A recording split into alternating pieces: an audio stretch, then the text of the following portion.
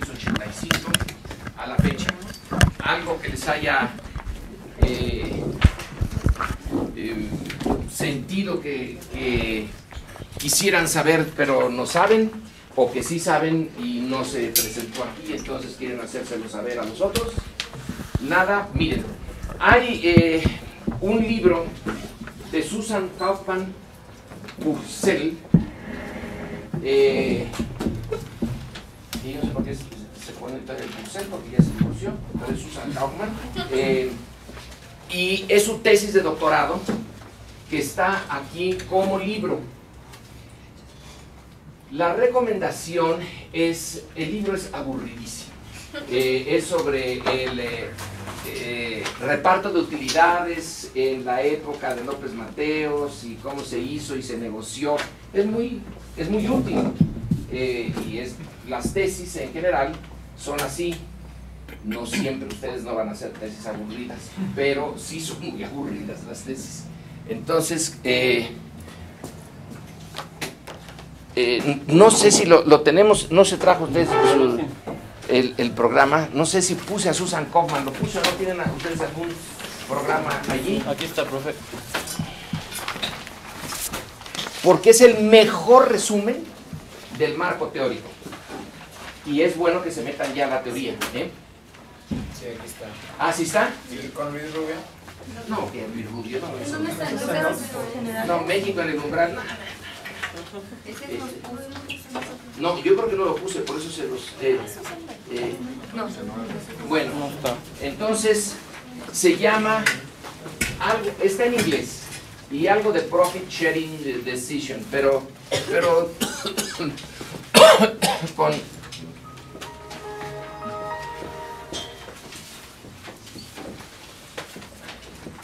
Ahí tienen ustedes, me parece muy buena síntesis teórica de lo que es un sistema autoritario. Ella no nada más toma a Linz, pero está basada en Linz. Es el que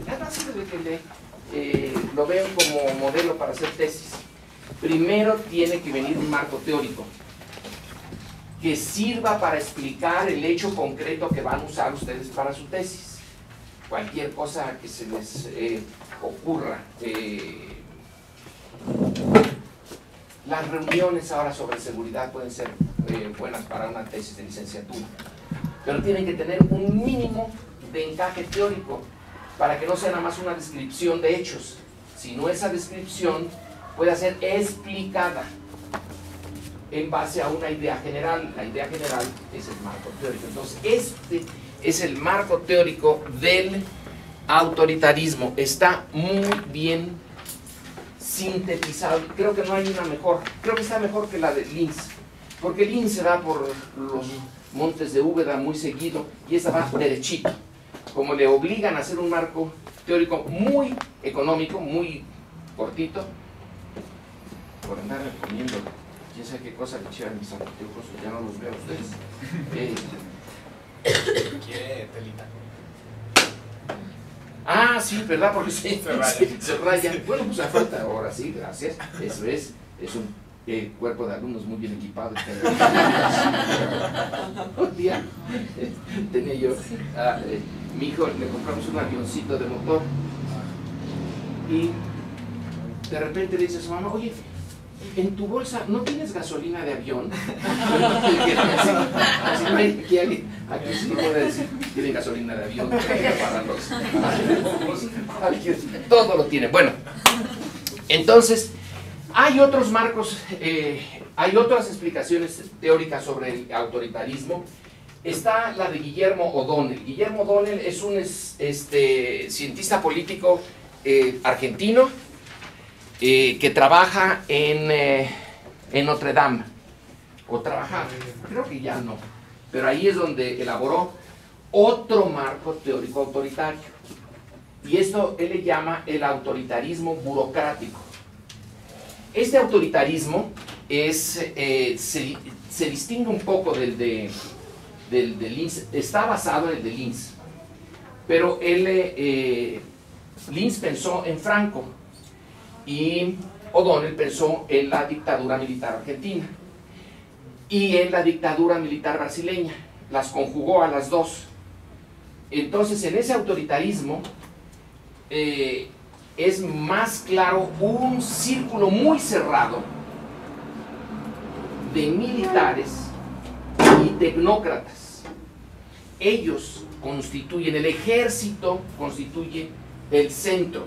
Ahí está la fuerza. Si después de mucho pensarle y de darle vueltas, el ejercicio de la política, el ejercicio del poder puede tener muchos instrumentos, estar basado en el consenso de la población, pero al final está en la fuerza. Esa es la esencia de la política. Aunque no usen la fuerza, la posibilidad está siempre ahí. Eso es lo que hace finalmente distinta a la política de otras actividades. Que en última instancia el Estado puede disponer de la vida de sus ciudadanos o de sus súbditos, según se le quiera ver, y porque los puede condenar a muerte, o porque puede declarar una guerra, y al declarar una guerra condena a muerte a un montón, como se ve ahora con los 28,000 que van y que van a seguir subiendo. Entonces, esta decisión última, en la vida cotidiana no se usa la fuerza.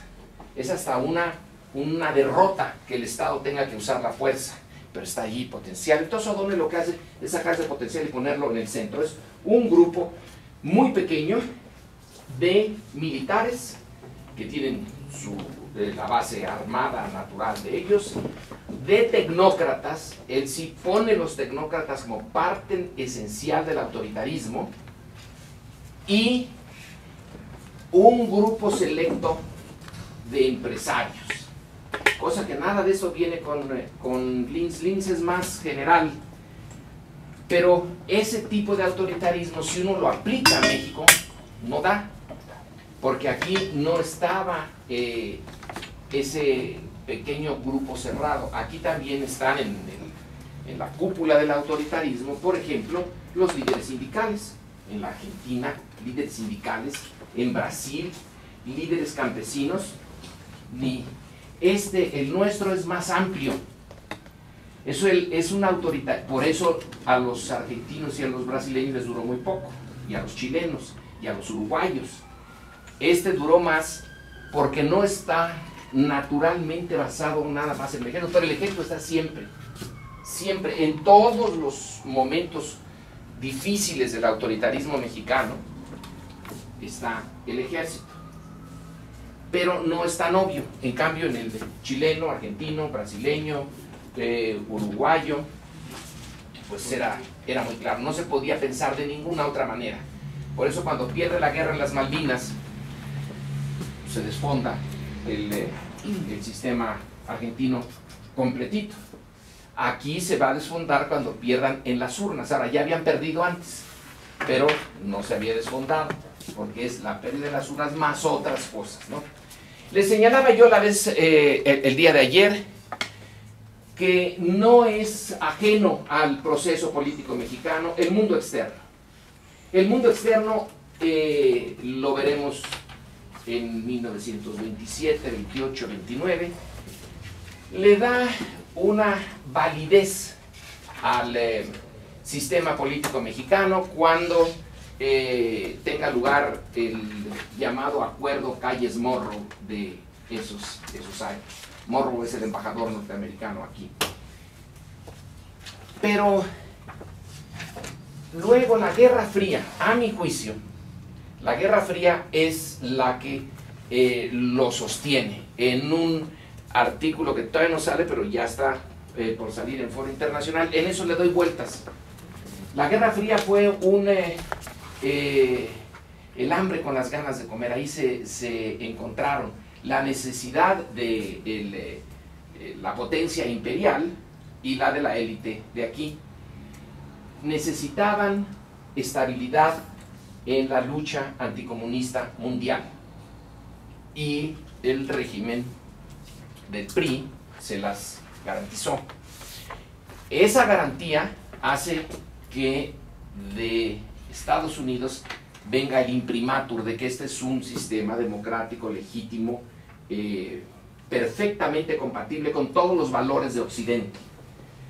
Sabían que no, pero no tenía mayor sentido, había que decir que sí. Pero cuando la Guerra Fría termina, en 1989-1991, póngale cualquiera de los dos momentos, señalaba yo ayer que se quedan sin, no hay ninguna razón para seguir diciendo que México es un país democrático. Y entonces aumentan las críticas desde Estados Unidos y luego desde Europa Occidental y desde América Latina en torno a la falta de democracia en México. Esa nube de ilegitimidad, bueno, también es lo mismo que se le pone al régimen cubano, nada más que ahí más fuertecito. La nuestra es más tenue, pero existe. Entonces, ese factor de un mundo internacional que ya no está dispuesto a dar por válida el concepto de democracia para México, también va a llevar a que en el 2000 no se intente otra vez el fraude al estilo 88. En el 88 todavía fue posible porque la Unión Soviética existía en 88. El Frente Democrático Nacional se le veía como un candidato que estaba ligado a antiguos miembros del Partido Comunista. Por lo tanto, ahora, que cualquiera con 5 neuronas, dedos de frente equivale a más neuronas, pero póngale 5 cualquier cosa, hubiera visto que Cuauhtémoc Cárdenas era todo menos un peligro para México. No era un peligro para México, no era un peligro para Estados Unidos, no era un peligro para nada. Pero las inercias van en ese sentido, y más vale malo por conocido que bueno por conocer. Y la propia embajada norteamericana en el 88, el embajador Pillot, en una declaración en Guadalajara, de la que yo me acuerdo, pero no he podido encontrar referencia en los periódicos de cuándo fue, aunque puse a alguien a buscarla, no me la encontró. En Guadalajara dijo que las elecciones del 88 habían estado bien, que habían sido normales, legítimas, etc. Bueno, entonces es la última vez que lo dice. Después ya empiezan las críticas por el lado académico norteamericano, venían de tiempo atrás, pero muy tenues. De la prensa, y aquí el libro de Sergio Aguayo es muy bueno, El Panteón de los Mitos, esa es su tesis doctoral. Entonces lo que hizo él fue verse varios miles de artículos del New York Times como el periódico abanderado del lado liberal de Estados Unidos. Hubiera podido hacerlo eso, pero ya le llevaría otros años más, con el Wall Street Journal como el representante de la derecha. Entonces, el lado liberal en Estados Unidos es lo que podemos decir que es la izquierda, pero que comparado con nosotros, pues no es izquierda. Entonces es un punto central. Toma esos artículos, hace algo de ejercicio de estadística, que no, tampoco es muy complicado, pero sobre todo va analizando cómo la prensa que está más identificada dentro del espectro norteamericano con la democracia justifica todo el tiempo lo que está pasando en México. Y no es porque hay una conspiración, no hay un complot, pero sí hay una identificación con intereses de largo plazo en la Guerra Fría. Y eso contribuye a legitimar el autoritarismo mexicano como algo aceptable.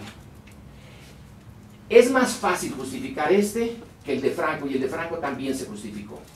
Cuando Eisenhower va a España y saluda a Franco y se les olvidó que Franco mandó a la División Azul a pelear en el lado del nacionalsocialismo contra los soviéticos, pues no se les olvidó, pero ¿para qué se meten en esas cosas? Que hay una afinidad entre la ideología fascista y nacionalsocialista y el nacionalcatolicismo de Franco. La Guerra Fría disuelve esas cosas, es un ácido que quita esa escoria y entonces agrupa a todos. Bueno, en el caso mexicano todavía más, era más fácil, pero se va Y ya en 1988 el New York Times, que tenía aquí a un corresponsal bastante bueno, que termina por escribir un libro que tiene un título pero muy, muy bueno, Vecinos Distantes, Distant Neighbors, Alan Riding, va a mostrar que hubo fraude, va a poner hasta unas fotografías de una parte en Tlaxcala, en donde las urnas a la hora de irse de esa casilla a la concentración cambiaron completamente de signo en la votación, eran por Cárdenas y terminaron por Salinas. En el camino se repitieron los votos y dieron un vuelco. El New York Times ya está señalando que no estuvo tan claro, pero la visión del gobierno norteamericano no cambia. En el año 2000, ese mismo gobierno va a aplaudir el hecho de que el PRI ya se vaya y lo va a considerar un paso adelante, necesario, etc. Entonces conjugan lo que vimos en las sesiones anteriores de las presiones. La razón por la que cambia es básicamente interna, pero no hay que desdeñar el factor externo. Y el factor externo, en el caso mexicano, es básicamente el factor americano. Europa también tiene su papelito. El Tratado de Libre Comercio con Europa tiene una cláusula democrática. Si hay elementos para sospechar que la democracia no está funcionando, entonces las cláusulas comerciales del Tratado de Libre Comercio se suspenden. Hay un castigo. Claro que nuestro comercio con Europa no es particularmente vital para México, pero sí sería importante para su legitimidad. Entonces le costó mucho trabajo a Zedillo aceptarlo. Fue una negociación muy larga la aceptación de esto, pero los europeos estaban muy insistentes, sobre todo los italianos, porque el surgimiento del zapatismo hizo que los italianos se despertó gran entusiasmo en Italia por el zapatismo, y entonces estaban pidiendo que se fijara en eso y con mucho cuidado antes de aceptar a México como un socio bona fide, democrático bona fide. Bueno, entonces toda esta serie de elementos llevan a explicar ese 2000, que ahora no parece tan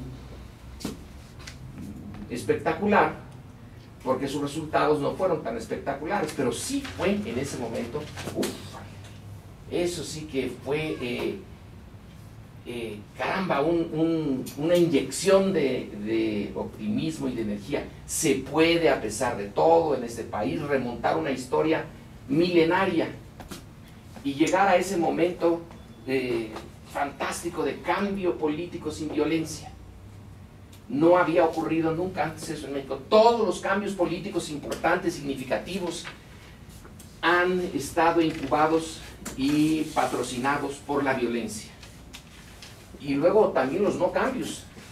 La violencia ha estado en muchas cosas, en los obstáculos al cambio. Esta vez fue muy tranquilo. Hubo algunos elementos dentro del PRI que sí estaban pidiendo, demandando que no se aceptara, que no se podía aceptar. Pero Zedillo ya no es un priista normal, común y corriente. Fidel Castro ayer dijo que básicamente es un mediocre. Pues sí, yo también pienso. Pero él es un tecnócrata, no se crió en el PRI, no mamó la cultura priista. Él va del poli a su doctorado y está en las esferas tecnocráticas de la Secretaría de Hacienda, Banco de México, que no son militantes priistas así rabiosos, sino que los ven con cierta distancia del prismo, como, bueno, son parte del sistema, pero entre menos se acerque uno a ellos, mejor no se le vayan a pasar las pulgas allí de esa cosa que está muy en las bases. Son la élite. Y Zedillo ya no tenía nada que perder, al contrario, tenía mucho que ganar personalmente. Si es el gozne, queda su lugar en la historia. Pues sí, Fidel Castro podrá decir que es un mediocre, pero también la historia le puede decir, pues usted es el que permitió o no se opuso al cambio político. Y en es esa conjunción de fuerzas. Y con esto creo que que completo esta visión muy rápida, que ustedes tienen que ir poniéndole más elementos, mayor interpretación con las lecturas que les he sugerido. Entonces, yo creo que ya podemos entrar a la tercera parte, el México postrevolucionario. Pero antes de empezar, para explicarnos este México que va a ir cambiando rápidamente a base de fraudes de movimientos independientes, si el 85 es interesante, el Frente Democrático Nacional es mucho más interesante, porque vamos a ver que en el pasado todos los movimientos que surgieron de una coyuntura electoral de oposición, todos fueron destruidos. El de Vasconcelos, el de Almazán, el de Ezequiel Padilla, el de Miguel Enríquez Guzmán, es el primero que no. Entonces, tanto los movimientos de base por el sismo, como este sismo político, que fue el 88, y ya no se pudo controlar a ese Frente Democrático Nacional que se transforma en partido. Los partidos que existían hasta entonces, todos estaban con un acuerdo con el gobierno. El llamado Ferrocarril, que es un partidito que se hizo de acuerdo al gobierno. El PAN, que estaba, sí había un cierto acuerdo. Bueno, ustedes son la oposición decente, nunca intenten llegar al poder, ni pueden, ni saben. Pues en eso sí, eso viene en el artículo, en el gran ensayo de Cosío Villegas de 1947, en cuadernos americanos, que se llama La crisis de México. Es un artículo muy bueno, que fue objeto de unas burlas, pero por literalmente decenas de ataques escritos, y los no escritos pues ya no, a ese artículo. Pero en una de sus partes dice: la derecha no puede llegar a gobernar en México porque no tiene cuadros. Imaginemos que el PAN, los 147, imaginemos que el PAN llega al gobierno. ¿Con quién va a gobernar? Si no tiene, no saben. Es un partido para criticar, es un partido testimonial, para mantener viva una opción, pero para el ejercicio del poder más no puede. Y lo dijo en 47 y yo creo que se le cumplió su predicción, pero puntualísima. Bueno, entonces yo siento que podemos ir hacia atrás. ¿Cómo es posible que hayan permitido que el Frente Democrático Nacional se convirtiera en Partido de la Revolución Democrática, un partido que en el origen no estaba controlado por el gobierno, que era una organización que tuvo que ser reconocida y que no tenía el control? Ese es un momento también en que el modelo autoritario ya está tocado de muerte. Perdón, se llama Frente Democrático. Perdón. Frente Democrático Nacional, FDN. Ah, ok, gracias. Que es un conjunto de partidos, ¿no? que toman a Cárdenas para que pueda legalmente presentarse como candidato, porque no se puede presentar un ciudadano normal, común y corriente como candidato. Tiene, por la legislación, tiene que estar avalado por un partido, y estos partiditos que los había dejado el gobierno, los había creado, los había tolerado, los había dado ahí unas migas para que no mueran de hambre, pero los había dejado allí, al margen.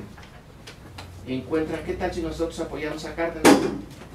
Y entonces esos microbitos que estaban ahí en el sistema de partidos se vuelven grandes, no por ellos, sino por el candidato que tienen, y el candidato que tienen se vuelve grande porque en parte toma las bases del PRI y luego toma bases de la izquierda, de la otra izquierda, la que había estado antisistema y que había sido objeto de la represión, es así, seria. Lo que queda de ellos, los que quedan del 68, los que quedan del movimiento de la Sierra de Guerrero, los que van quedando de la guerrilla de los 70s, todos esos se unen al cardenismo y ya no se les puede mandar al cesto de la basura. Allí está un momento en que es la sociedad mexicana la que saca de su apatía fuerzas suficientes para introducir en la política el elemento de incertidumbre, la llamada incertidumbre democrática. Y luego el mundo externo, que también dice, ya es tiempo, esto ya es una pieza de museo. México, de ser el sistema más estable y que en más de un sentido pueden decir, ay, qué sistemota, qué cosa tan...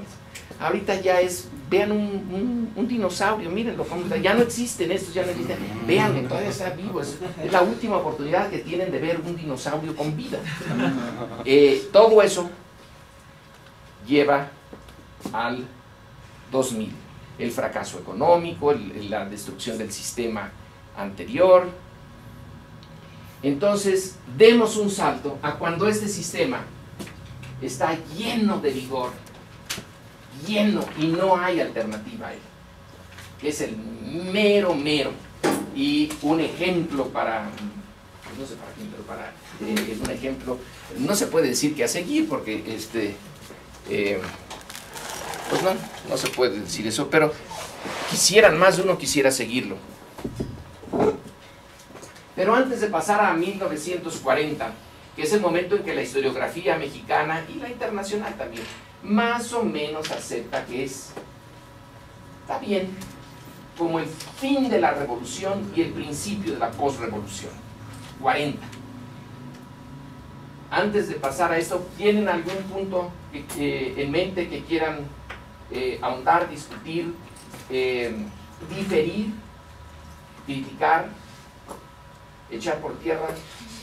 Yo tengo la duda del surgimiento del Partido del Trabajo, que leí que se creó para dividir a la izquierda en unas votaciones, pero no sé más sobre el tema.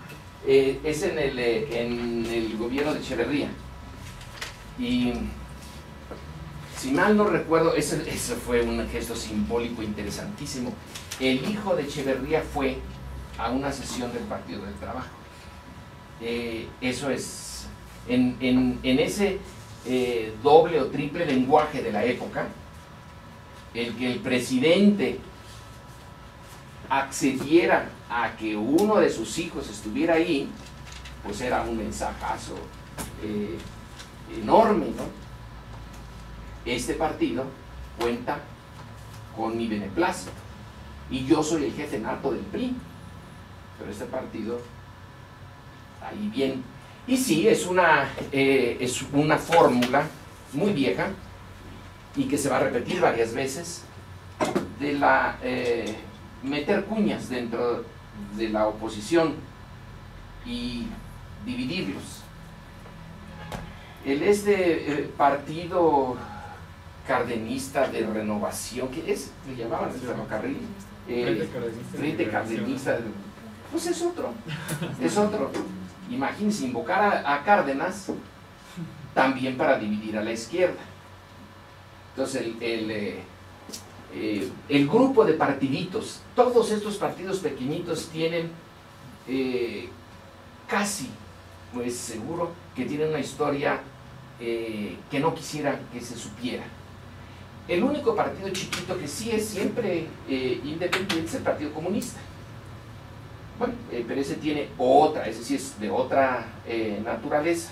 Su propia historia puede ser cuáles son sus ligas con el Comintern, con las organizaciones de izquierda internacionales, hasta qué punto recibe usted recursos externos. Pero los otros, tarde que temprano se encuentra la liga con el presidente, con el poder que considera adecuado, que se cree el Partido Verde. Pues, ¿qué verde? Esa es realmente una broma casi macabra que se haga ese partido, pero fue muy bueno, muy bien. El de Patricia Mercado en el 2006. Perfecto. Los votos que recibió, si uno puede contabilizar los votos que dicen que recibió Patricia Mercado y los que le hicieron falta a Andrés Manuel para ganar. ¿Y dónde está Patricia Mercado? ¿Quién es Patricia Mercado? ¿Qué es su partido? Sirvió estrictamente para el propósito de la coyuntura.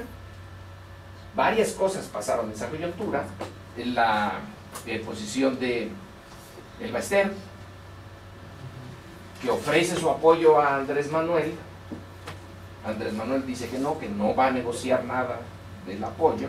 Le ofrece entonces su apoyo a Felipe Calderón y voltean la elección. Es la vida política, no nada más de México, esta es de muchas partes. Y en cierto sentido es legítimo. Pues vamos a dividir al enemigo. Pues según los evangelios eso le pasó a Cristo. A ver, 30 moneditas, usted me dice en mi momento crítico quién es, porque yo ni lo conozco. Así que ustedes me dicen quién, aquí tienen sus moneditas y pácatelas, lo agarran ahí en Getsemaní.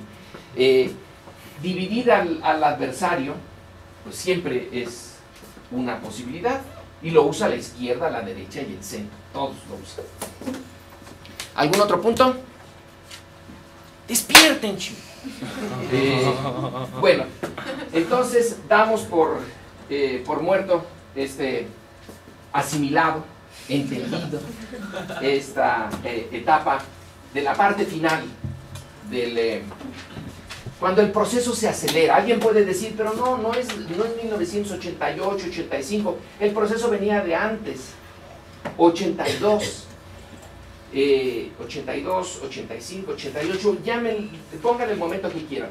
Si es económico es el 82, si es político puede ser el 85 o el 88, pero ese es el México en donde ya se ve que está madurando el cambio, que ya es un tanto irreversible, que el sistema está siguiendo una lucha de retaguardia, es decir, no se rinde, pero retrocede más o menos en orden, como son las luchas de retaguardia, van lentamente para atrás, ganando tiempo y dando terreno, dando espacio, cediendo espacio a cambio de tiempo. Bueno, pues eso hizo. Entonces vamos a ver el periodo de 1940 a principios de los 80. Vamos a ver estos 40 años que explican qué es el territorio que se dio entre el 82, 85, 88 en adelante, qué es lo que fue cambiando.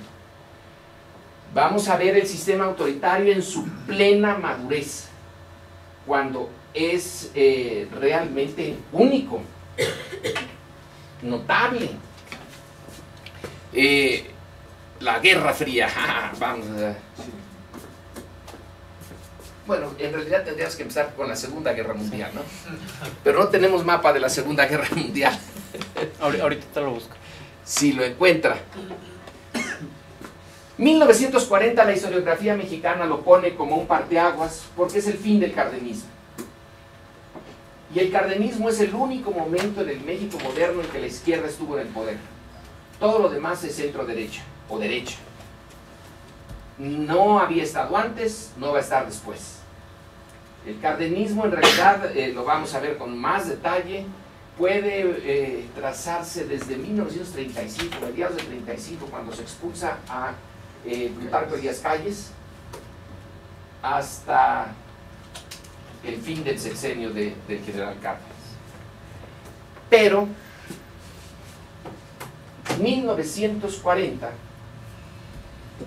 el Partido de la Revolución Mexicana, que es la creación de Cárdenas, es el partido de masas. Esto es importante, es un partido de masas, es el primer partido de masas que existe en México. Nunca antes había habido un partido así. Había habido puros partidos de cuadros, de profesionales de la política. En 1929 había más de 1000 partidos en México. Es decir, había partidos para... Estaban realmente partidos. Es decir, eran partidos, partiditos, de todo. En un mismo estado había varios partidos y realmente no creo que hubiera nadie que supiera cuántos había. Era difícil. Pero este partido de masas pone como candidato presidencial a Manuel Ávila Camacho. Manuel Ávila Camacho es un general de división que no tiene una historia muy militar. Es más administrador que militar. Todos los ejércitos del mundo necesitan administradores. Los ejércitos son básicamente una maquinaria burocrática. Por eso tantos documentos, los ejércitos tienen, ahora que le sacan en esta cosa de la red, ya se me olvidó cómo se llama, donde sacaron 90,000 documentos, Wikileaks, 90,000 documentos. Esa es una fracción chiquitita. Seguro que si uno de todos los documentos que en esos años ha generado el ejército norteamericano, tienen que ser varios millones, porque todo es documento. Una orden se da por escrito: vaya usted de aquí para allá, luego de allá va usted para acá, y la orden se cumplió, yo hice esto, fui de aquí para allá y de allá para acá y hice esto, y en parte de novedades son unas cosas.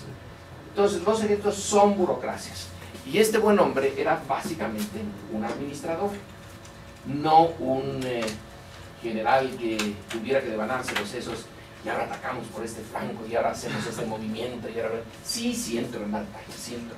Él y su hermano, que era el primer hermano incómodo del partido este.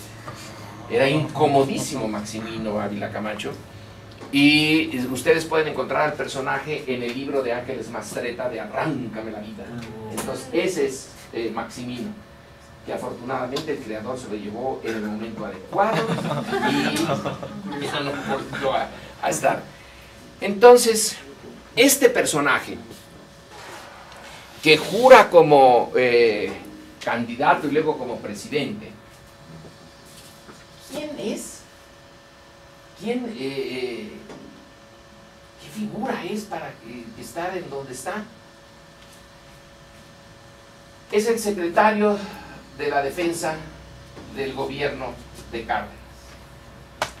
Es secretario de la defensa porque el secretario que Cárdenas realmente quería, el general Figueroa, se le murió.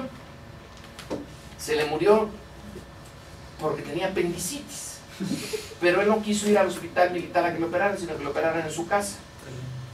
Y pues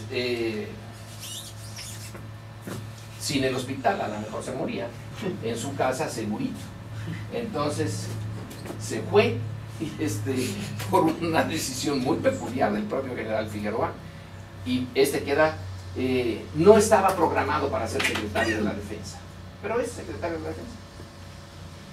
Y el ejército es uno de los puntales del régimen siempre, pero en ese momento más. Pero no es el único puntal. Tiene ya la CNC, la Confederación Nacional Campesina, y la CTM, pero el ejército es parte del partido, es el sector militar. y hay un sector popular que no tiene mayor importancia en ese momento. Pero Ávila Camacho resume en sí mismo el cúmulo de problemas que tiene que resolver el régimen, en buena medida Cárdenas, pero no nada más Cárdenas, y que es la posibilidad de seguir adelante con la reforma cardenista, que es el único momento realmente en que el gobierno, desde el gobierno, ha transformado la estructura social mexicana, la estructura de propiedad, la reforma agraria, 18 millones de hectáreas que da Cárdenas. Eso transforma al México de ese momento. México se ha transformado muchas veces y por muchas razones, pero no porque el gobierno diga, ahora de aquí en adelante se me desaparece toda esta propiedad y esta otra bien. Alguien puede decir, bueno, y cuando a la iglesia le expropiaron sus bienes, bueno, está bien. Entonces, el segundo momento. Podía haber el general Cárdenas echado todo su peso para que el partido, el PRM, que después se convierte en PRI, le dé el aval al general Francisco J. Múgica.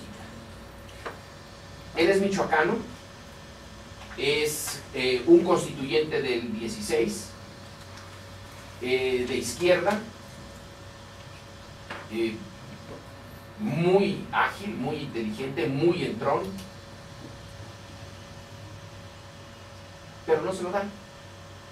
Cárdenas no le da el apoyo a su amigo íntimo, ciudadano, paisano, etc. Se lo da a Ávila Camacho porque existe una ala derecha del PRI, o del PRM entonces. Esa ala derecha está encabezada y simbolizada por Juan Andreu Almazán, un general de Guerrero que se encuentra ya con una base militar y económica y social, diría yo, en Monterrey en fines de los 1930. Y Monterrey es el centro de la industrialización mexicana. Así que tiene la derecha a Almazán, que ese sí es muy buen general.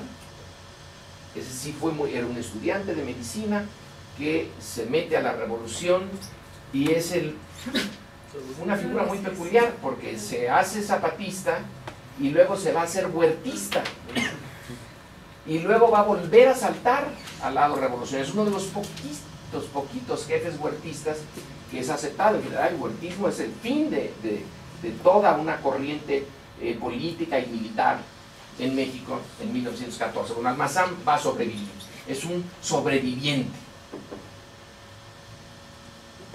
Entonces, Múgica en la izquierda, por el apoyo de las organizaciones campesinas, y Almazán en la derecha, con el apoyo del ejército, de los empresarios, de la clase media, de la pequeña y alta burguesía, en la medida en que había algo de burguesía en México. Y la solución es Ávila Camacho. Pues ni con melón ni con sandía, me voy en el medio. La idea de Cárdenas, la idea personal que luego se viene a comprobar en aquí están, las publicó siglo XXI creo, o la UNAM, ya no me acuerdo, las obras, es el diario que llevaba el general Cárdenas. No busquen en ese diario nada de literatura, no es Churchill. El pobre no le daba mucho para escribir y tenía algunas cosas rarísimas. Yo hoy fui de Tapachula a tal y fueron 847 kilómetros y medio. ¿Qué viene eso? ¿Quién sabe? Pero eso es lo que le apuntaba, cuántos kilómetros. Estaba obsesionado por lo que viajaba y los kilómetros y todo eso. Pero tiene algunas cuantas cositas, bien, casi como flashazos, en donde explica parte de sus decisiones. Y él va a insistir en que él ya había dejado a México organizado, que no existía antes de él, que tiene organizados a los campesinos y a los obreros. Entonces, que se defiendan. Si ya tienen las tierras y ya tienen los sindicatos, pues ahí está, que se defiendan ellos. Lo que no llegó a realmente asimilar Cárdenas es que había hecho tan bien su trabajo de crear un partido corporativo, que cuando este partido tiene otro liderazgo, las bases no son independientes.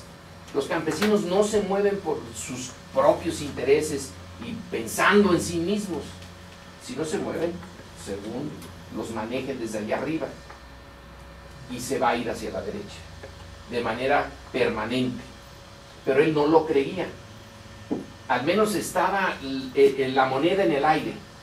Puede volverse a retomar el camino de la izquierda, pero ahorita no.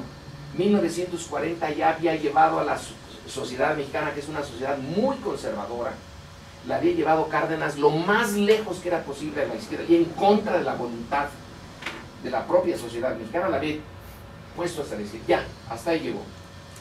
Insistir en poner a Múgica. En 1940, cuando el fascismo y el nacionalsocialismo y el franquismo han triunfado y tienen una repercusión en América Latina y en México, es estar jugando con la posibilidad de un nuevo estallido de violencia, una reacción de la derecha que reactivara la guerra civil. Y no era nada más una preocupación teórica. Almazán, y estalló en realidad la rebelión en Chihuahua, pero ya como estaba Ávila Camacho, ya no tenían un peligro para México enfrente con Múgica, ¿no?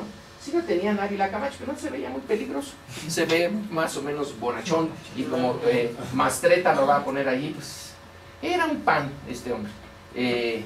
Lo manejaba su familia, lo manejaban todos. Entonces no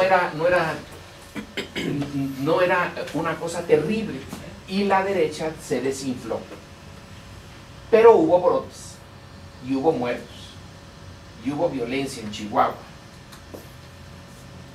Entonces, Ávila Camacho es bien visto por Estados Unidos también, un moderado, muy bien, tiene apoyo externo, y es el que le echa el agua a la mecha de que iba a conducir al estallido de una carga de dinamita ahí en el fondo. Su presencia de Chihuahua, no hay ningún problema. Es posible que en las elecciones, es solo posible, hubiera ganado Almazán, quién sabe. Las bases campesinas estaban más o menos organizadas, y México era campesino, era rural. En el norte ni duda que ganó Almazán. Ahora, los resultados le dan una cosita de nada, como que no existía Almazán, pero claro que existía, y en el ejército tenía mucho apoyo. Pero bueno, está Ávila Camacho, y él había sido el secretario de Defensa, tenía los hilos del ejército, de la administración del ejército. Entonces no hay un brote de rebelión, en buena medida por la decisión de Cárdenas de no seguir adelante con el cardenismo y de darle una tregua al cambio social. Así que en 1940 es particularmente importante por eso. Pero el entorno internacional está en un momento delicadísimo. El sistema internacional se está deshaciendo. Ese sistema que había sido tejido con la paz de Versalles de 1918-1919, los acuerdos de Versalles, se estaban viniendo abajo.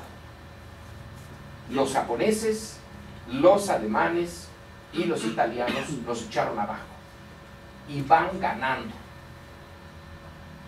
Están retrocediendo las potencias que defendían el statu quo, que son Francia y Inglaterra, básicamente. Y la Unión Soviética está un poco anonadada, no sabe qué hacer. Por eso se va a liar por un momento con Hitler. No sabe qué hacer, no sabe cómo se van a resolver las cosas. Entonces, en ese ambiente de tensión internacional, en México hay tranquilidad. No pasa nada. Pero está pasando, porque el 39 es cuando ya empezó la guerra. Una guerra que todavía no ha entrado realmente a fondo, va a entrar poquitito después. Entonces es necesario la unión interna. Y Ávila Camacho es un maestro en eso de la unión interna. El mundo en llamas. Nosotros los mexicanos, nuestra obligación es dejar nuestras diferencias. Nada de que izquierda, derecha, y de que unos están por la reforma agraria y otros por la reforma. No. Eso debe de ser dejado atrás. La patria está en peligro. El mundo está en peligro. Nadie va a andar con esas pequeñeces, esos intereses mezquinos de clase, de grupo. Es demasiado chiquito para tan grande problema. Entonces es la unificación, el llamado a la unificación patriótica de los mexicanos. Coincide pues muy bien el que Cárdenas deje el poder, de que ponga a una persona del medio, de centro, moderadísimo, con la sensación de que hay un peligro externo y que la democracia está en peligro. Entonces le pide a todos los mexicanos que se unan, que dejen de ser de izquierda, de derecha, que dejen de pedir reforma agraria, que dejen de pedir sus derechos sindicales, que ahorita todos tienen que unirse. La coyuntura es perfecta, le ayudó la coyuntura a consolidar a ese partido que va a dejar luego de ser partido de la Revolución Democrática para convertirse en PRI, y va a dejar, primero que nada, Ávila Camacho lo que hace es quitar al sector militar del partido. Paz, para afuera. El ejército no tiene por qué estar metido en política, tiene que ser neutral. No es cierto, claro que nunca ha sido neutral, ni puede ser neutral, pero que parezca neutral sí es importante. Entonces el sector militar se pierde, pero fíjense quiénes van a quedar al frente del PRI. Una buena cantidad de militares, de generales, van a ser los presidentes del PRI. Y siempre tendrán los generales a algún estado, a algún gobernador. Siempre tendrán a algún representante en el Congreso, algunos representantes en el Congreso. ¿Hasta hoy? Hasta hoy. Pero, claro, tienen que ser retirados, ¿no? Pero un general nunca se retira. Aunque sea retirado, salvo que le pase lo que al general Gallardo, que sí lo retiraron, el resto, aunque retirados, siempre tendrán que subordinarse al general secretario de la defensa. Entonces tienen su representación, pero ya no es formal. Entonces son puros civiles. Esto está ya más bonito, ya es más, se ve más democrático, que teniendo a los militares como parte del formal de un partido. Eso sonaba un poquito a otros partidos no democráticos. Entonces ya queda bien establecida la unidad nacional. Entonces unidad nacional y unidad nacional. Realmente la parte más identificada con el fascismo va desapareciendo en México, que serían los sinarquistas. La Unión Nacional Sinarquista nunca tuvo mucha importancia, pero siempre, bueno, todavía en realidad se ve que está todavía presente, pues en el Bajío, en los estados donde están las señoras que abortaron desde la cárcel, pues es la zona Sinarca. Entonces el entorno internacional empuja a que el discurso tenga sentido, el discurso de la unidad política. Y para que haya unidad bien clara, va a invitar Ávila Camacho a todos los expresidentes vivos. Y van a aparecer en Palacio, en el balcón de Palacio. Y va a aparecer Plutarco Elías Calles, al cual sacó Cárdenas, y a Cárdenas. Van a aparecer allí, y va a aparecer el nopalito, Pascual Ortiz Rubio, y le decían el nopalito por baboso. Va a aparecer Abelardo Rodríguez. El conjunto de expresidentes van a aparecer como la unidad nacional viva. No hay izquierdas ni derechas ni nada. Todos son mexicanos, todos Y el general Cárdenas es llamado otra vez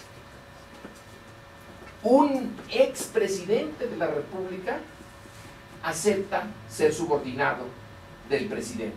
Es su secretario. Es bueno, primero hay, como dice allí, es comandante de la región del Pacífico. La región del Pacífico es todo el Pacífico, es una región sota militar. Y si mal no recuerdo, Abelardo Rodríguez es la del Golfo. Y luego Cárdenas va a pasar de estar a cargo de la región militar del Pacífico a ser secretario. Ya no recuerdo cuándo se cambia de guerra en defensa, creo que es entonces. Pero es la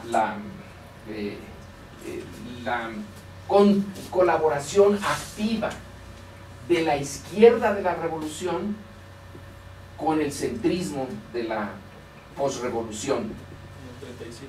En 37. Y entonces ya es Secretaría de Defensa. Ok. Está la élite, está unificada.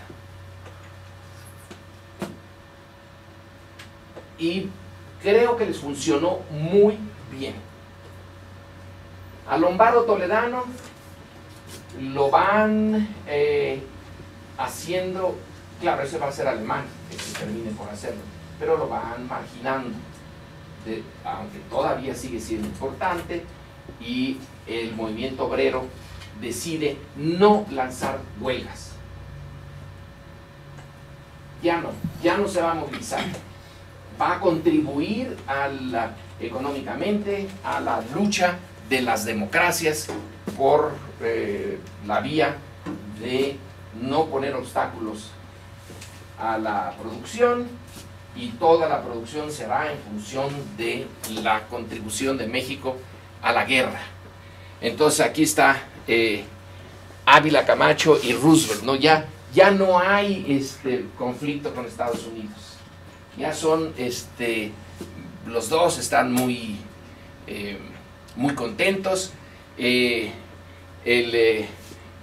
el secretario Padilla, Sumner Welles del Departamento de Estado. Roosevelt va a venir a México. Eso sí que es inédito. En medio de la guerra se va a presentar. Está poliomelítico, está paralítico. Entonces el venir hasta México, por lo menos hasta Monterrey, ya no pidan más. Los aviones no son aviones de reacción, sino de hélice, tardan mucho.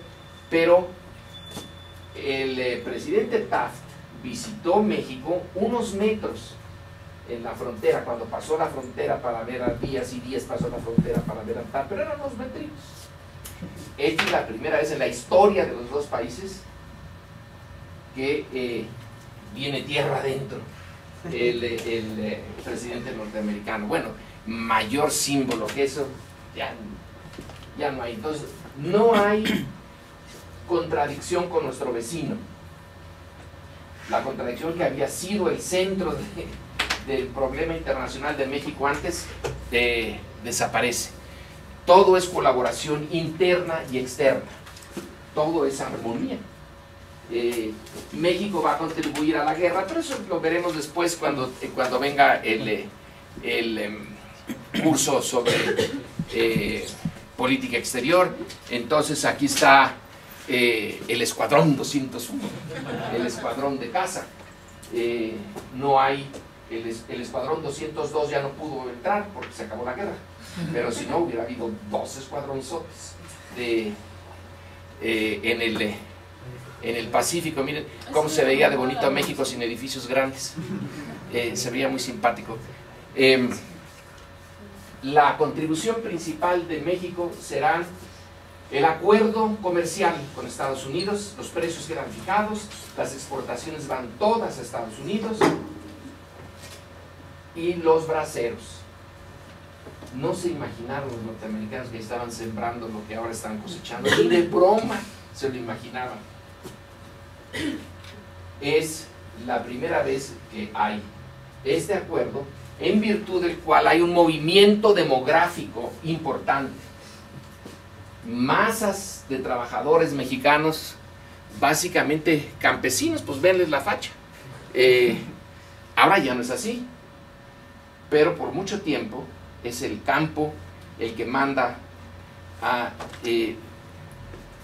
varios cientos de miles a trabajar en los campos y en los ferrocarriles norteamericanos, porque han reclutado la mano de obra que originalmente estaba ahí para la guerra después del ataque japonés a Pearl Harbor en 1941. Entonces México hace este acuerdo y todo parece ir en marchar, pero bien, realmente bien. Yo creo que es uno de los momentos de mayor concordia y colaboración. Se llega a resolver el problema fundamental de las reclamaciones. La deuda que México tiene con los norteamericanos se arregla. El pago por las expropiaciones petroleras se arregla. El pago por las reclamaciones de los daños causados durante la revolución a los bienes de los norteamericanos se arregla. Exportaciones, porque va así, sí. Hay una sensación de estamos entrando a una etapa distinta de nuestra historia, una etapa muy constructiva. Ya no hay conflicto político,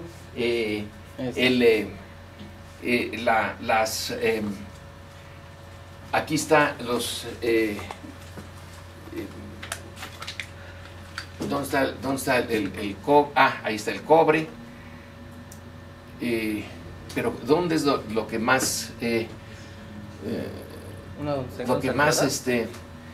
plomo? ¿Dónde está? No, raíz de zacatón, no, eso no importa. Sí, está mejor lo de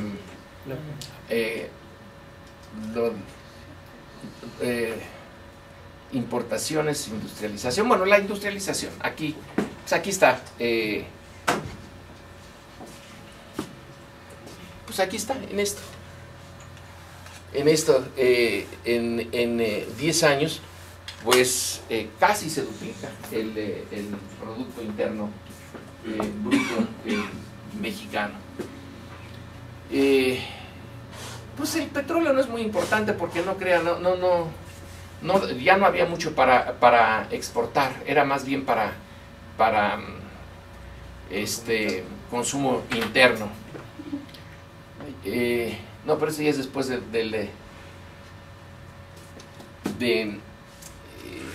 vamos a ver. Bueno, a ver, ese de sector externo mexicano. Bueno, está bien. Esto es importante. Estos años, vean, la balanza es positiva para México, muy positiva. Luego, el bajón cuando la guerra termine, pácatelas, volvemos a la realidad. Y es el 46. Este es el reajuste de la guerra. vaya que sí fue penoso el reajuste de la época. Pero en fin.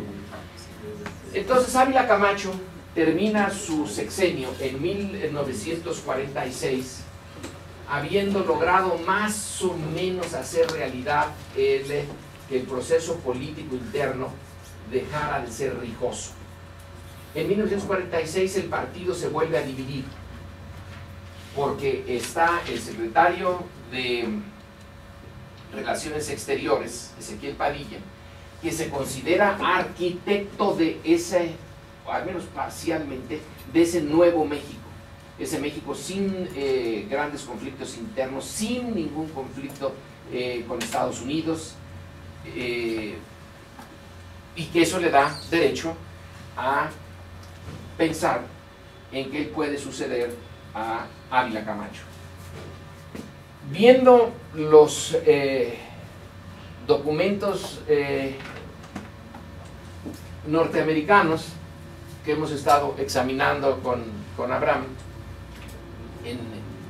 en estos último año, se ve claro, pero clarísimo como el agua, que para el gobierno norteamericano Ezequiel Padilla debía de haber sido el sucesor de Ávila Camacho, que no había nadie en México, y lo dicen de una manera rotunda el embajador Messerschmitt, no hay nadie que pueda ser mejor líder para el 46-52 que Ezequiel Padilla. Lo interesante, lo realmente interesante, es que no le dan a Ezequiel Padilla el poder. Ese es un indicador de la independencia relativa que había alcanzado México. Que el favorito de Washington, no, ese no lo pone. Miguel Alemán es visto con gran desconfianza por los Estados Unidos. Como secretario de Gobernación no confían en él. Por cosas baladí, si se quiere, que a veces son difíciles de creer que haya razones tan minúsculas, tan chiquititas para tomar decisiones políticas. Pero una de esas razones es que como secretario de Gobernación le había puesto muchos obstáculos a las visas de los empresarios norteamericanos que querían venir aquí o que tenían que venir por razones de negocio. Yo no sé por qué le puso obstáculos, ni tampoco que eso era un punto central. El otro punto central es Lombardo Toledano y el general Cárdenas. Para Messerschmitt, el hecho de que Alemán tuviera al final el apoyo de Cárdenas y de Lombardo en medio de la Guerra Fría, bueno, del inicio de la Guerra Fría, del mero inicio de la Guerra Fría, pero ya estaba. La Guerra Fría ya lo podemos estar viendo en esta documentación y en mil otros documentos que no tienen nada que ver con México, está desde 1945, desde antes de que termine la Segunda Guerra Mundial ya están las diferencias, pero 46 ya se hacen muy obvias.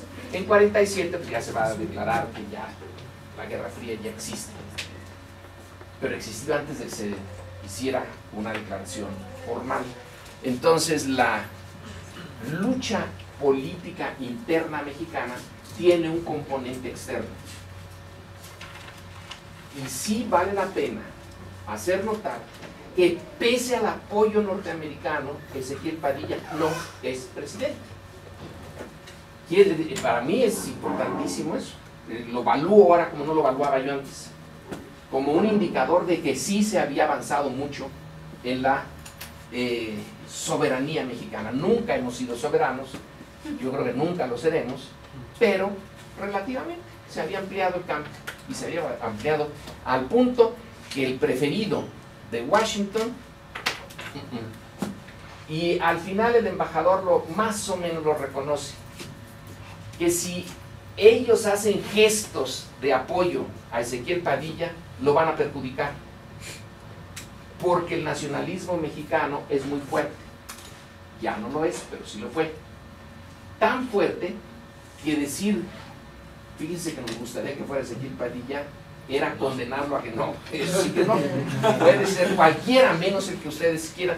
Después de haber colaborado tan estrechamente en la Segunda Guerra Mundial, estaban de la mano y por la calle, como se vio en la caricatura esa de Ávila Camacho y Roosevelt. Pues después de ese periodo de amor, de todas maneras no. El candidato de la izquierda es el que nunca se presenta, es Enríquez Guzmán, el que tiene las simpatías de Cárdenas y del ejército, pero no se presenta. Entonces Ezequiel Padilla se sale del partido oficial, forma su propio partido, llega a las elecciones y es derrotado. Probablemente con una buena dosis de fraude. ¿Cuánto? ¿Quién sabe? No sé si alguna vez alguien llegue a descubrir algún papel en la Secretaría de Gobernación que dice que tenía tantos y le mochamos tantos. Pero algunos de esos papeles sí van a ir apareciendo, ya deberían haber aparecido. Pero entonces el punto a notar y anotar es que en 1946 la selección del candidato oficial desecha tanto al que está más a la derecha como al que está más a la izquierda, y repite un poco lo de Ávila Camacho. Miguel Alemán parece estar en el centro. No es Ezequiel Padilla, el bien amado de los norteamericanos, ni el general Enríquez Guzmán, que tiene todavía muchas características del cardenismo. Así que el proceso político mexicano da reafirma la casi pacífica transmisión del mando, pero esta vez a un civil, que se hace muchísimo escándalo sobre el carácter civil de Miguel Alemán. Entonces, después de Carranza, aunque a Carranza le gustaba retratarse con un atuendo casi militar, y a veces se le confundía en algunos despachos, sobre todo de los europeos, se dice el general Carranza. Nunca. Él era el primer jefe del ejército constitucionalista, pero no decía que fuera general, ni nunca apareció con ningún signo de general. Entonces ese es civil. Luego, pues de una manera un tanto, digamos, precipitada, Emilio Portes Gil, que no estaba previsto que fuera presidente, pero pues como Pascual Ortiz Rubio, que sí era general, no Pascual Ortiz Rubio, Álvaro Obregón, lo matan, entonces Portes Gil es presidente, pero ese no cuenta. La verdad es de Carranza a Miguel Alemán, es el otro civil.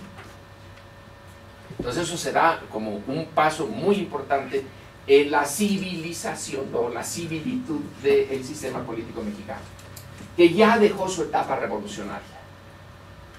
Todavía Ávila Camacho peleó en esa lucha civil, pero Miguel Alemán ya no. Entonces ya no es militar, no tuvo ningún papel en la revolución, es otra época. El mensaje es claro, ya no estamos, ya pasó, ya es historia la Revolución Mexicana. Esto es la institucionalización del régimen. Por tanto, entonces aparece el Partido Revolucionario Institucional.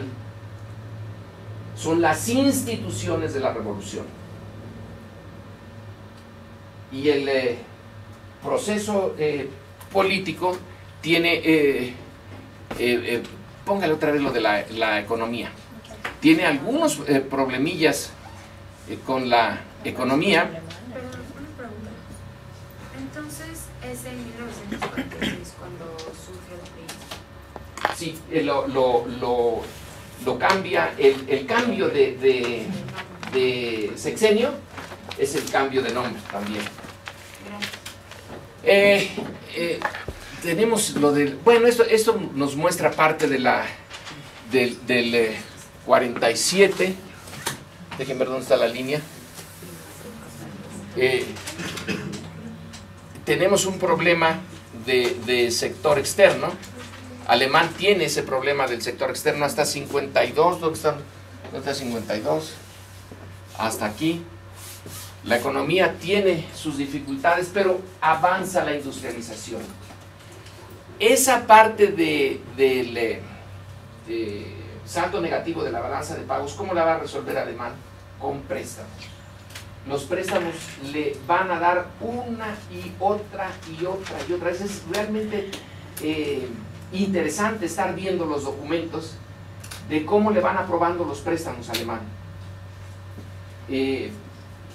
Pide y pide y pide prestado y le dan, salvo para una cosa, para petróleo. A Pemex no se lo perdona. Préstamos a Pemex, préstamos para los ferrocarriles, para carreteras, para electrificación, vienen de los Estados Unidos. El Exim Bank le da todo el apoyo, todo el apoyo.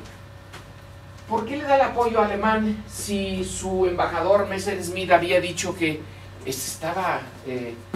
que Alemania era de izquierda, que tenía el apoyo de Cárdenas y de todos los elementos desagradables del sistema político mexicano? Porque en cuanto llega al poder alemán se deshace de ellos. Hay una aquí lo pueden ver en los documentos del Departamento de Estado que están en la biblioteca, una entrevista de Miguel Alemán, no con el embajador, sino con el segundo de a bordo, en donde antes de asumir el poder, le dice que él no es de izquierda, que no le cae bien la izquierda, que no tenga ninguna preocupación, le da todas las seguridades que puede darle a alguien, salvo que hubiera firmado allí un acuerdo de que yo juro que jamás en la vida he sido ni seré de izquierda, no lo firma, pero eso es lo que le dice.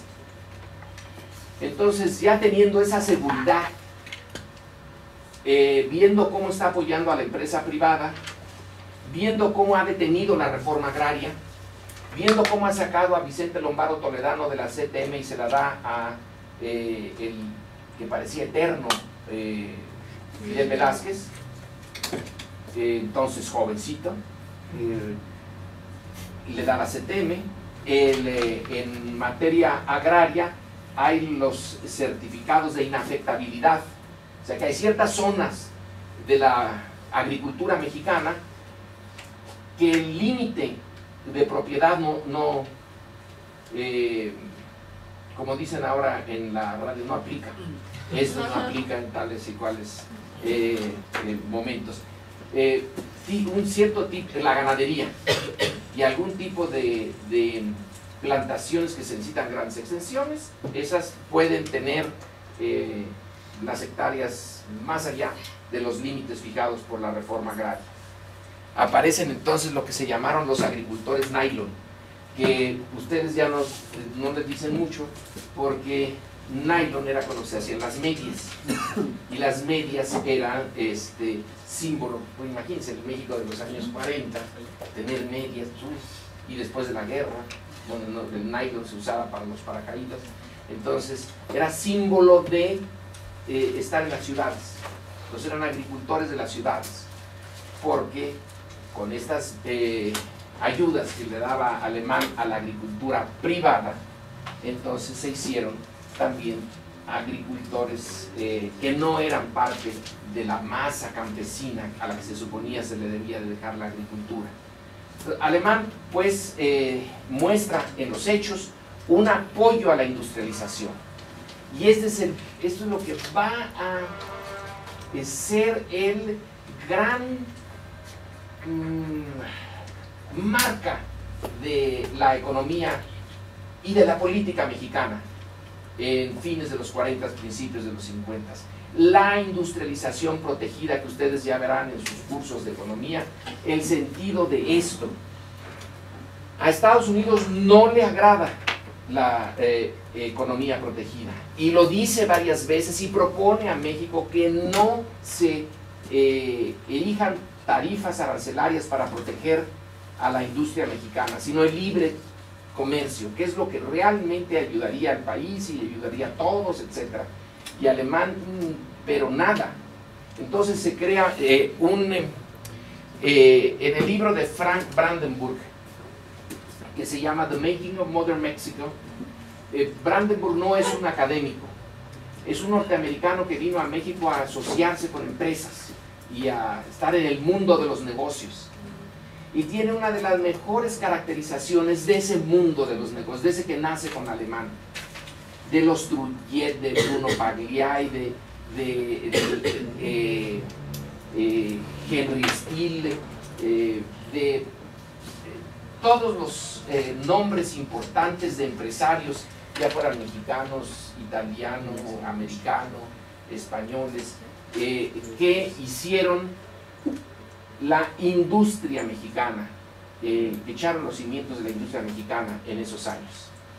Entonces, él los conoció, por eso es muy bueno su libro, porque está hablando casi en primera persona.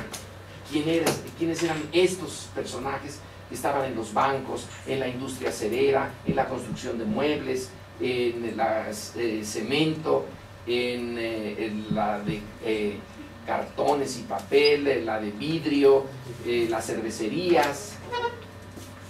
Ese es el grupo de Alemán. Eso es lo que Alemán logra crear, una burguesía industrial y comercial mexicana de la posguerra. El gran impulso que da a este tipo de proceso económico viene de la Segunda Guerra Mundial. Lo que pasa es que de ahí ¡pum!, se lanza ya sin guerra, y a pesar de tener el problema de balanza de pagos. Pero eso lo soluciona en parte con los préstamos. Y la promesa es aquí muy poca política y mucha economía. Es un poco el retorno al porfiriato, de mucha administración y poca política. Aquí es mucha economía y muy poca política. El control autoritario sobre la vida pública mexicana es muy, muy avanzado. Hasta llegar a 1952, que es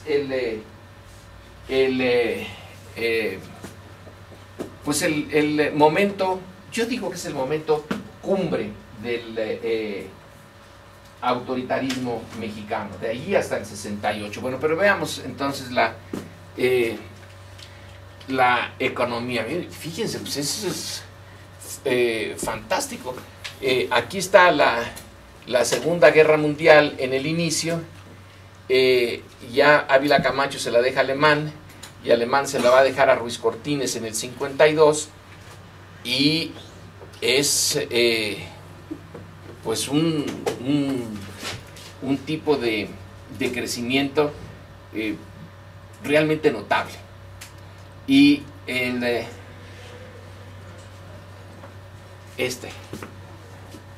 la industria manufacturera del 7 pasa al 14, al 21. Esto es casi matemático. 7 por 3, 21. Se triplica el sector manufacturero. Se empieza, por ejemplo, la industria automotriz, que es ensamblado, pero se va muy, muy rápido. Industria eléctrica mexicana, entonces empiezan a hacer refrigeradores y estufas, y es la industrialización vía sustitución de importaciones en su etapa primaria, y que parece ser un éxito rotundo. El mercado es pequeño, pero va creciendo su clase media y su población urbana, que van adquiriendo planchas, licuadoras, es muy importante las licuadoras, las barredoras, las lavadoras, estufas, refrigeradores, todo eso transforma México. El México todavía de Ávila Camacho es un México que huele a rural. El de Miguel Alemán ya huele a urbanismo. Y si ustedes quisieran captar el espíritu de ese México, creo que no hay mejor fuente que Salvador Novo. México en la época de Ávila Camacho o México en la época de Miguel Alemán son dos libros en donde Novo se dedica a retratar, por eso es el héroe de, bueno, por eso y otras cosas, es el héroe de Monsiváis. Le hizo su biografía, ¿no? Porque capta, es inspiración también para Monsiváis, capta el mundo de los cabarets, el mundo de noche de México, el mundo del cine. La Segunda Guerra Mundial alienta al cine mexicano y es... ¿Perdón? Acapulco. ¿Y quién es el inversor en Acapulco? ¿Alemán? Y, Miguel Alemán. bueno, desde luego Miguel Alemán. Y Almazán, el que había sido el posible revolucionario y el que iba a deshacer el autoritarismo mexicano. Profesor, esta burguesía es a la que después les dijeron como Miguel Alemán y los 40 ladrones que saliendo del sexenio alemán. Sí, Alemán y los 40 ladrones, sí.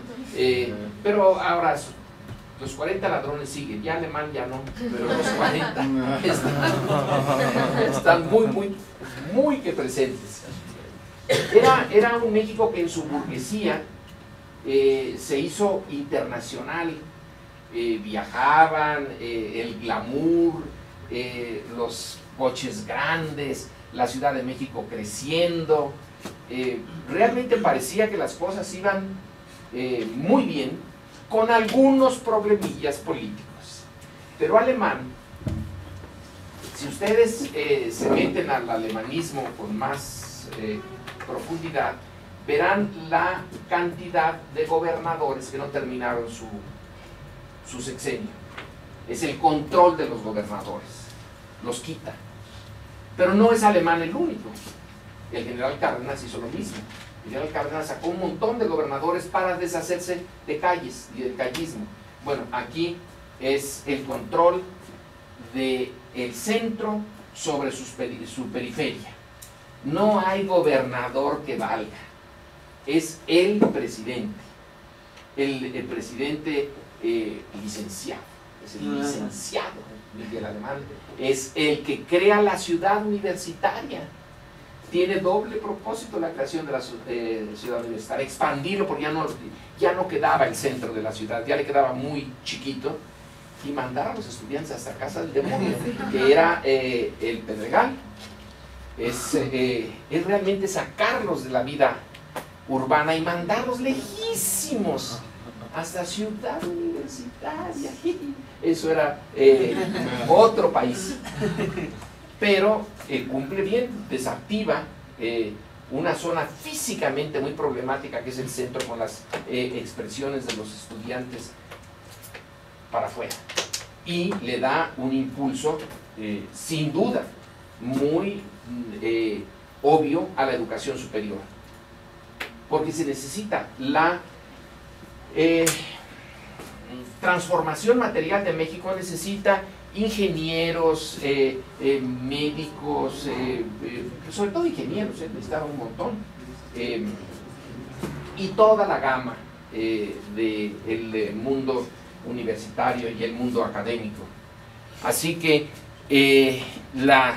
esa duplicación del Producto Bruto Interno da los recursos para un impulso mayor a la educación primaria también, no hay ni duda. Educación primaria y secundaria se sienten como uno de los puntos más positivos de la posrevolución, el crear estas instituciones. Y bueno, lo de el consumo duradero y no duradero, pues aquí se puede ver, son los... no hay datos ahí en esos años, bueno, pues quién sabe qué pasó, pero la inversión en capital,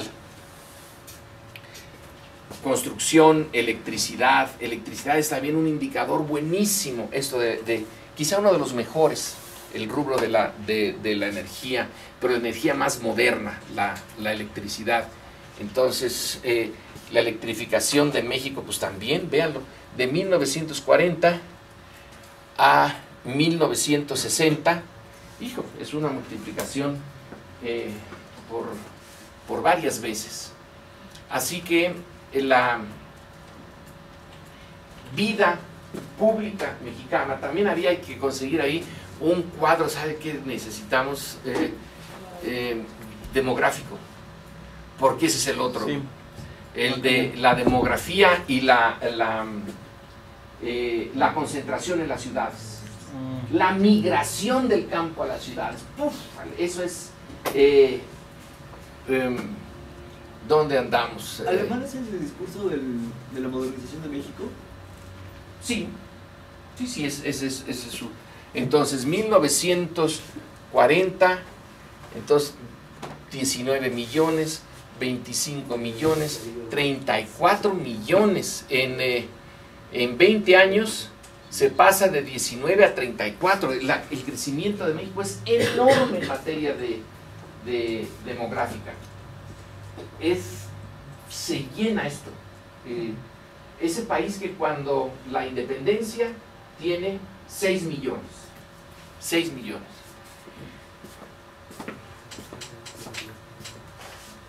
Es decir, que le tardó 100 años en duplicarse. Pero de allí agarramos vuelo y de 14 a 19, 25, 34. Es decir, aquí son 40 años para la duplicación, cuando en la otra habían sido 100 años. El crecimiento de las ciudades, pero sobre todas las ciudades la que crece es esta, la Ciudad de México. Aquí es donde se siente más como que vibra casi esto de la velocidad a la que está creciendo. Y les digo, en materia de literatura, Novo, pero también Fuentes. Carlos Fuentes expresa muy bien en los años 50. Y en Artemio Cruz, la muerte de Artemio Cruz, es también un retrato mejor que un estudio de un politólogo, tan bueno como el estudio de un politólogo, de este personaje que se convierte de un revolucionario que no está comprometido con nadie ni con nada. Se inventa su propia carrera, es tramposo, hace todo tipo de chanchullos, a ser un empresario, el empresario de la posrevolución. En eso Fuentes logra sintetizar un montón de procesos, de fenómenos, así que se los recomiendo. Políticamente, la muerte de Artemio Cruz es muy reveladora de ese México de los 40s y 50s. Que también José Emilio Pacheco también tiene buena descripción también es esta época, ¿no? De los 50s, pero de la clase media aquí en México. ¿En cuál está pensando? ¿En Batallas del Desierto? Sí. Hijo, es buenísimo. Y el otro, el de... Buenísima. El principio de placer también es muy bueno. Es en Batallas en el Desierto, es en la colonia Roma. En la colonia Roma. El principio de placer es en Veracruz. Ciertamente, está muy... y además muy cortito, muy chiquitito. Ese... En un medio de camión todavía. Buena literatura, muy bien. Buena recomendación. Lean todos a José Emilio Pacheco antes de que se nos vaya, para que puedan decir cuando se nos va. Ya lo leí. Monsi va a ser bueno para los años que vienen. Los años 70. ya ahí Simón sí no tiene rival, realmente. Bueno, como no tuvimos nuestra coffee break, y yo estaba yo consciente, antes de irnos, ¿tienen algún punto, algo que quieran preguntar, proponer, añadir? No sé si tengo alguna gráfica sobre, o sea, el desarrollo en la balanza de pagos, o sea, porque seguían importando cosas, pero ya eran otro tipo de importación. Pero no sé cómo está la proporción respecto al aumento en el PIB. A ver, tenemos eso de la balanza. Ahí estaba el sector externo. Aquí está. No, póngalo más grandecito, sí. Entonces, ya pongamos a Miguel Alemán, ¿verdad? Entonces, es 47 cuando él entra, porque si es 46 no cuenta, porque todavía es Ávila Camacho. Entonces, aquí está viendo la balanza de pagos. La balanza de pagos es deficitaria sistemáticamente, y es buen punto el que acaba de sacar usted, porque la balanza de pagos va a ser el talón de Aquiles del sistema. Su talonzote de Aquiles, ¿no? Un talonzazo, es una patita así, un talonzazo de este tamaño. Esto es lo que va a tener siempre al sistema en vilo y va a provocar las devaluaciones. Y las devaluaciones, todas las devaluaciones son pérdida neta de legitimidad política. Porque la devaluación es una redistribución a lo bestia del ingreso, instantánea. Pácatelas, friega a los que tienen ingresos fijos, los deja en la lona y reconcentra la riqueza mexicana. Pero eso es bien importante. No puede resolver ese problema. Su mercado interno para hacer los coches. Bueno, pongamos la Ford. La Ford entra en México en 1920 y tantos, 24, 25 creo. Son puro ensamblaje, ¿no? Poquitas cosas se hacen aquí, se van haciendo cada vez, hace mayores plantas, etcétera. Entonces tiene una buena cantidad de obreros, mayores plantas, vende sus coches al público mexicano, pero tiene que estar importando la parte sustantiva de los componentes.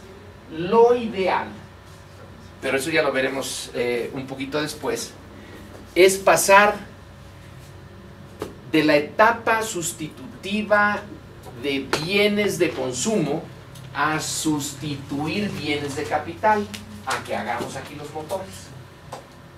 Pero eso requiere importación de bienes de capital, y lo ideal sería poder hacer las máquinas que hagan los bienes. Eso nunca llegamos, pero eso sería lo ideal. ¿Cuál es cuál es el obstáculo principal para eso? Porque para hacer estufas no hay mucho obstáculo. Industria eléctrica mexicana se puede hacer estufas, refrigeradores, etcétera, etcétera. Mano de obra calificada. La mano de obra, no, bueno, sí pudiera llegar a ser. Son los empresarios que están consolidados. O en el tratado no está puesto ahí explícitamente. Por ahí van. Yo digo que es la competencia en los precios y la paridad de precio-calidad que no puede competir en una empresa que está surgiendo con las empresas que ya están consolidadas.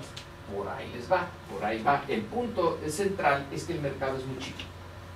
Entonces, para que una empresa haga máquinas para hacer máquinas, requiere un mercado enorme.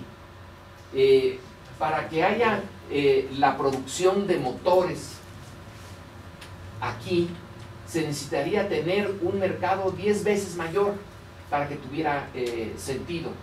Si no, tienen que dar los productos a precios muy altos, que no compiten con el mercado externo. Por eso necesitan la protección arancelaria. Entonces son precios muy altos porque el mercado es muy chiquito. La idea final es, bueno, cuando lleguemos a esto, entonces sí, bajamos nuestras aranceles y les pedimos a los otros que los bajen y hacemos un tratado de libre comercio. pero nunca llegamos a eso. Creo que por esa fecha surgió el primer, o sea, el único auto totalmente producido en México, ¿no? Los Vans. El Volkswagen. Ese se compró la fábrica a los de alemanes, Alemania, porque había tronado en Alemania. Entonces compramos una planta de autos tronados, y un profesor de aquí, de este colegio, compró uno de los pocos coches. Bernardo Sepúlveda venía en su... ¿cómo se llama? ¿Borla? Sí. No pudo, tronó como sapo la empresa, pero sí, esa era la tirada. No alcanzó el mercado, no podían competir con un auto totalmente hecho aquí. Aquí sí se trajeron las máquinas para hacer los motores, pero si no pudo en Alemania, pues... Y el mercado aquí era demasiado Pues limitado. que yo sepa, nada más Bernardo Sepúlveda, ese era todo su mercado uno. No tanto, pero casi, sí, se quedó así. Pero hubieran visto qué orgulloso llegó con su Borgward. Al rato ya lo vendió, y había dos tipos de autos rarísimos en México, el Borgward y el Moskvich, que era el que tenían algunos miembros del Partido Comunista, porque lo importaron de la Unión Soviética, 5 Moskviches, y una agencia de Moskvich por Tacubaya. Era una cosa extraordinaria. Los carros eran feos, chiquitos, pero pues eran rarísimos. Entonces iban a ver los Moskvich en el aparador. Pero este sí fue estaba presente desde el principio como el gran obstáculo para el proyecto. Pero en los bueno, ya los dejo ir.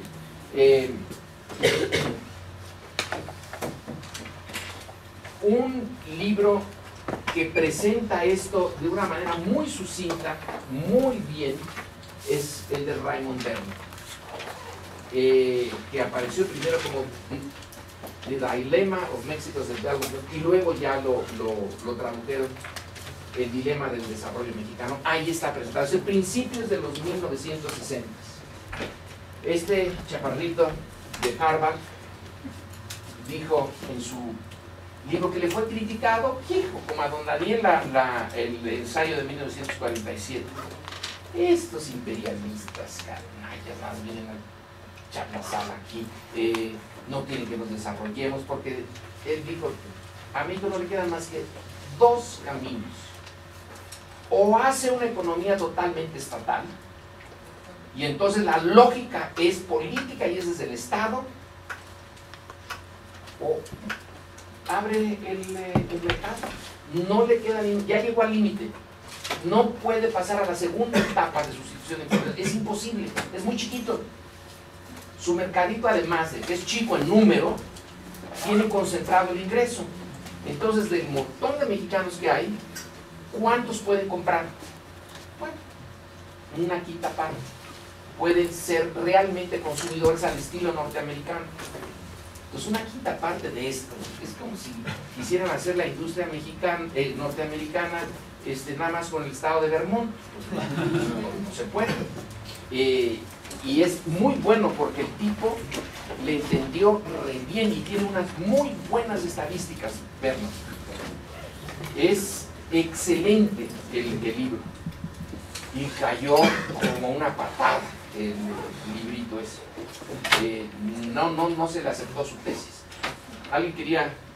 Yo creo que, además, como en esa tesis que sostiene él, como se puede ver cómo falla el sistema de nacional desarrollismo al momento en que el Estado no tiene el monopolio de la industria pesada para luego dejar que la industria privada pueda desarrollarse por ella misma, ¿no? O sea, es como si el Estado no tiene él mismo la industria pesada ni las posibilidades de lograrlo y tiene entonces que recurrir a importaciones de esta industria, es imposible entonces que se desarrolle. Eso es lo que él sostenía. O háganlo estatista, total, y que no sean razones económicas las que... No pueden ser razones estrictamente económicas las que guíen al Estado si tienen el centro de eso. Tienen que ser políticas como la Unión Soviética. Pero como no lo van a hacer, entonces abran el mercado. Eso también fue desde otra perspectiva, pero bueno, me estoy metiendo en Frank Tannenbaum, cuando es un sociólogo norteamericano de Columbia, que llegó todavía al colegio, lo alcancé a ver ya muy viejito, cuando yo estaba, como ustedes, en la licenciatura, y nos dio una conferencia donde nos dijo: México no debe de industrializarse, no puede. Hijo, y nosotros dijimos: pero mira nada más lo que hace la edad. Pobre señor, mira, me está desvariando. Porque ese no podía ser por imperialista, porque él era de izquierda, sino está. Se quedó en el cardenismo este bueno. No van a poder, no se puede. México no puede seguir los pasos del proceso económico norteamericano, simplemente porque no tiene la densidad demográfica, no tiene el mercado. Y nosotros nos veíamos así como: ¿cómo desvaría esta gente? Ojalá no lleguemos a esa edad. Y bueno, por su lado Tannenbaum, por su lado Vernon, nos lo habían hecho ver, pero no se quiso. Bueno, entonces